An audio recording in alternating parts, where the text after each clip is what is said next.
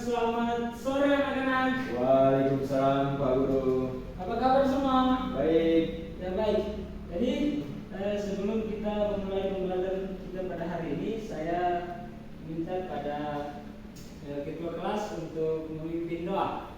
Ketua kelas silakan. Baik, teman-teman, sebelum kita mulai kegiatan pada sore hari ini, alangkah baiknya kita berdoa menurut agama dan keyakinan kita masing-masing. Berdoa mulai.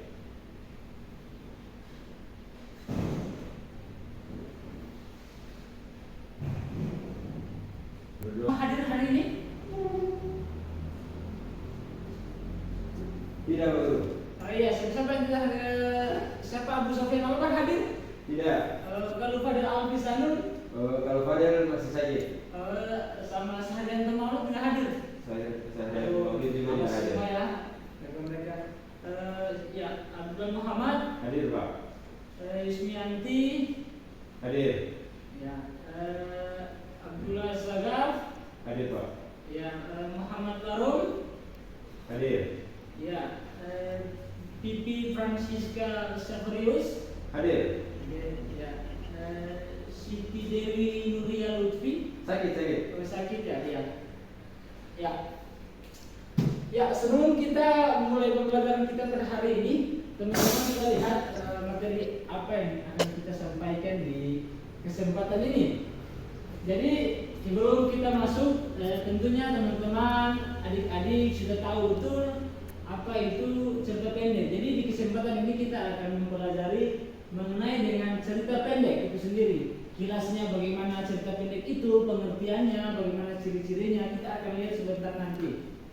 Nah, jadi untuk melihat keadaan ini, kita pernah teman-teman dengar cerita pendek, misalkan hikayat tentang Muda Farsa, bukan Muda Farsa, maaf salah, tapi cerita dongeng Maluku Utara, macam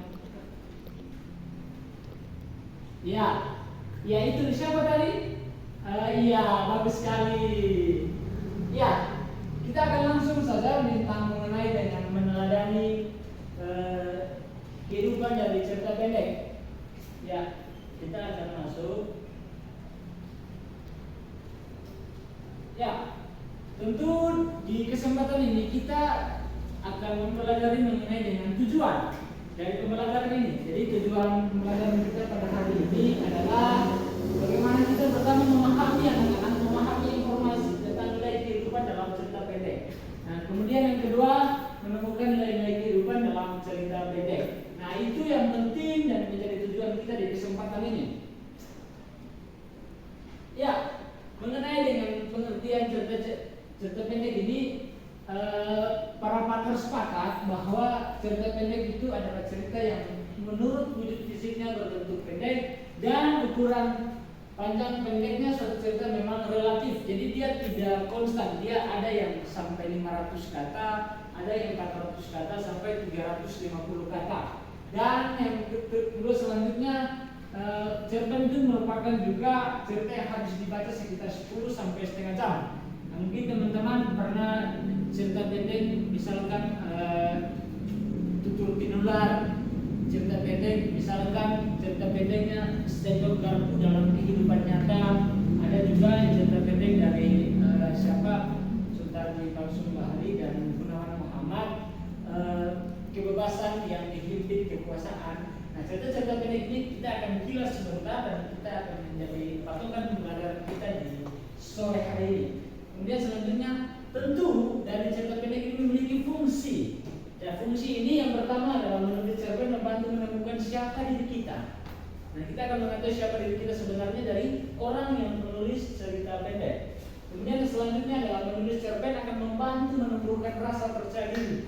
Jadi rasa percaya diri kita akan bangkit ketika seorang penulis, seorang sastrawan mampu menulis cerita pendek yang dia akan dikonsumsikan oleh banyak orang. Kemudian selanjutnya dapat berbagi pengalaman dan dengan orang lain dan membantu menyalurkan emosi. Jadi dalam cerita pendek tidak sekadar kata-kata, tapi dia juga bisa menjadi instrumen penyaluran emosi. Misalkan ada yang marah, ada yang bagus, misalkan dari itu. Nah, ini juga menulis akan membangkitkan kreativitas. Teman-teman tahu kreativitas dari siapa? Tutur Tinular, tahu? Kreativitas. Ya, kreativitas itu adalah daya kreasi, cipta mandiri seseorang. Itu teman-teman tahu. Ya, selanjutnya mengenai dengan nilai.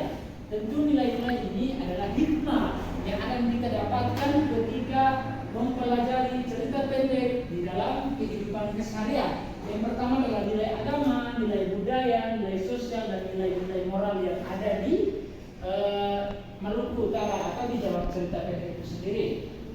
Kemudian selanjutnya, nah di kesempatan ini setelah teman-teman adik-adik mempelajari apa itu cerita pendek, teman-teman akan saya berikan tugas dengan mengenai dengan cerita pendek. Kita akan saksikan, kita akan lihat bagaimana cerita pendek tentang robohnya surau kami. Dula itu yang tadi yang saya maksud di luar tadi ya. Paham? Ya, dari sini saya minta berapa menit teman-teman baca untuk lihat. Dari sini kita akan mengekspresikan dan sekaligus praktik di kesempatan ini. Ya, lanjut, boleh lanjut? Lanjut. Ya, lanjut.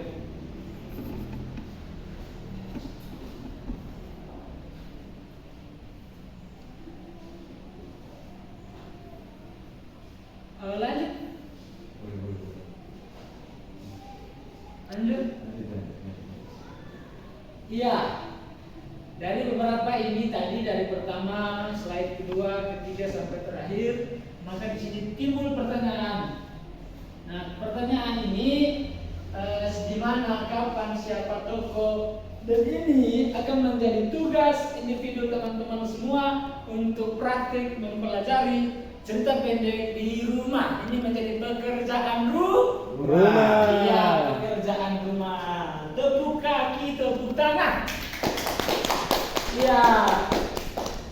Nah, dari cerita pendek ini coba teman-teman sedikit bantu Pak Guru dalam melihat dalam cerita pendek ini. Mungkin dari Tutur Tinular, atau adik Tutur Tinular ya? Ya, Tutur Tinular. Ya, silakan. Baik, dari cerita pendek yang telah disampaikan oleh mengenai robohnya surau kami, dapat saya pahami bahwa dalam cerita pendek ini dia mengandung banyak sekali kejadian-kejadian yang dimana kejadian tersebut bisa kita implementasikan dalam kehidupan sehari-hari. Kejadian tersebut ada kejadian dari religius, Iya, bagus sekali. religius itu berupa agama dan lebih ya, terkhususnya di sini ke agama Islam sendiri, dan selanjutnya ada nilai-nilai budaya, ada nilai kedisiplinan yang diceritakan dalam cerita pendek robohnya surau kami. Mungkin itu yang saya pahami dari cerita pendek. Iya, mungkin ada yang lain atau yang lain sudah ngantuk ya. Kalau sore begini kan kadang udah ngantuk, Pak, udah ngantuk. Ya, iya ngantuk. Masalah. Iya. Selanjutnya karena teman-teman ini sudah sedikit membantu tadi mengenai dengan hikmah, nilai-nilai yang ada dalam cerita pendek robohnya surau kami, maka teman-teman akan ditugasi mengenai dengan beberapa pertanyaan. Ini bukan hanya beberapa pertanyaan ini, tapi ada sekitar 12 sampai 30 ya. 12 sampai 30 pertanyaan. Dan itu baru dijawab, nanti saya kirim di WA group soal materi ini pada kesempatan ini biar dipelajari kembali. Ya. Dan terakhir dari saya, untuk melihat cerita pendek ini, dia adalah kilasan, sehingga ini adalah bentuk ungkapan kreasi seorang penulis untuk memberikan daya kreativitasnya mengenai dengan pengalaman mungkin tentang emosional dirinya, tentang cerita cinta, cerita dongeng, atau cerita-cerita kehidupan yang itu ada hikmah, ada nilai yang bisa kita implementasikan dari nilai-nilai itu. Nah, mungkin dipahami teman-teman? Paham. Ya, paham. Jadi terakhir saya minta sebelum kita akhiri di pembelajaran kita di sore hari ini, saya minta satu orang, mungkin ketua kelas ya, ketua kelas. Saya sudah memberikan tugas tadi, jadi kita sebelum kita akhiri kita berdoa dulu karena tadi dibuka berdoa, betul berdoa juga. Ya, silakan. Baik, untuk mengakhiri pertemuan pada sore hari ini, alangkah baiknya kita berdoa terlebih dahulu. Mari kita berdoa menurut agama dan keyakinan masing-masing. Berdoa mulai.